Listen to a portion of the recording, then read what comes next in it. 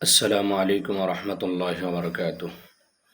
ইন্নাল হামদুলিল্লাহ ওয়াসসালাতু ওয়াসসালামু আলা রাসূলিল্লাহ ওয়া বাদ।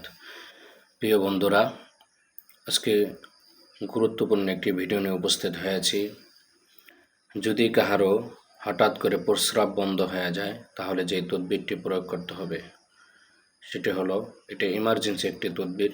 হঠাৎ করে প্রস্রাব বন্ধ হয়ে গেলে কিন্তু অনেক সময় মৃত্যুর ঝুঁকি থাকে।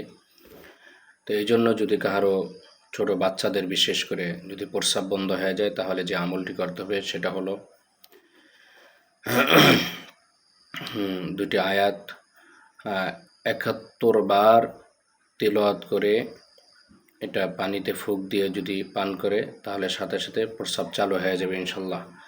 এবং পাশাপাশি এই আয়াত দুটি লিখতে হবে, লিখে জাফরান কালি দ্বারা এটা যদি গলার মধ্যে যদি ধারণ করে তাহলে সেক্ষেত্রেও প্রস্রাব চালু হয়ে যাবে। তো আর দুটিকেই পড়ে শোনানোর চেষ্টা করবে ইনশাল্লাহ। আউযু বিল্লাহি মিনাশ শাইতানির রাজিম। বিসমিল্লাহির রহমানির রহিম। وَإِذِ اسْتَسْقَى مُوسَى لِقَوْمِهِ فَقُلْنَا اضْرِب بِّعَصَاكَ الْحَجَرَ فانفجرت منه 12 عينا قد علم كل أناس مشربهم كلوا واشربوا من رزق الله ولا تعثوا في الأرض مفسدين। এই আয়াত তিলাওয়াত করতে হবে ৭১ বার এবং এটা জাফরান কালি দ্বারা লিখে গলায় ধারণ করতে হবে। এটা হচ্ছে ১ নম্বর আমল।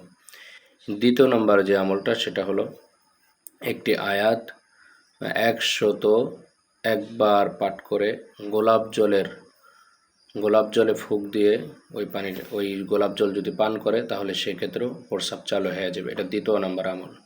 তো আয়াতটি কি? وَجَعَلْنَا مِنَ الْمَاءِ كُلَّ شَيْءٍ حَيٍّ أَفَلَا يُؤْمِنُونَ। ১০১ বার পাঠ করে গোলাপ জলের উপর ফুঁক দিতে হবে এবং ওই গোলাপ জলকে পান করতে হবে, তাহলেও প্রস্রাব চালু হয়ে যাবে। তৃতীয় নম্বর যে আমলটি সেটা হলো যে একটি আয়াত, এটা জাফরান কালি দ্বারা লিখে এরপরে এটা যদি গলায় ধারণ করার সাথে সাথে প্রস্রাব চালু হয়ে যাবে ইনশাল্লাহ। তাই এটিকে ففتحنا أبواب السماء بماء منهمر وفجرنا الأرض عيونا فالتقى الماء على أمر قد قدر। আয়াতটি গলায় ধারণ করার সাথে সাথেই প্রস্রাব চালু হয়ে যাবে ইনশাল্লাহ। এরপরে চতুর্থ নম্বর যে আমলটা সেটা হলো সূরা ইখলাস। সূরা ইখলাসকেও যদি 11 বার তিলাওয়াত করে পানিতে ফুঁক দেয় এবং সেই পানিটা পান করে তাহলে সেক্ষেত্রেও প্রস্রাব চালু হয়ে যাবে। প্রত্যেকটি আমল পরীক্ষিত। যদি আমাদের কারো এই ধরনের কোনো সমস্যা হয় তাহলে আমরা পরীক্ষা করে দেখতে পারি ইনশাল্লাহ। আল্লাহ তাআলার কালামের উপরে যদি পূর্ণ আস্থা এবং বিশ্বাস থাকে তাহলে আমরা অবশ্যই উপকৃত হব ইনশাল্লাহ, এবং আমরা সকল ধরনের সমস্যা থেকে পরিত্রাণ পাব, মুক্তি পাব। তো প্রিয় বন্ধুরা, এখনও যারা আপনারা আমাদের চ্যানেলটি সাবস্ক্রাইব করেন নাই, আমাদের চ্যানেলটি সাবস্ক্রাইব করে দিবেন, এবং এখনও যারা আমাদের পেজটি ফলো করেন না আমাদের পেজটি ফলো করে দিবেন, এবং নিত্য নতুন ভিডিও পাওয়ার জন্য আমাদের সাথেই থাকবেন ইনশাল্লাহ। ভিডিওটি দেখার জন্য সকলকে ধন্যবাদ। লাইক করবেন, কমেন্ট করবেন। আসসালামু আলাইকুম রহমতুল্লাহ।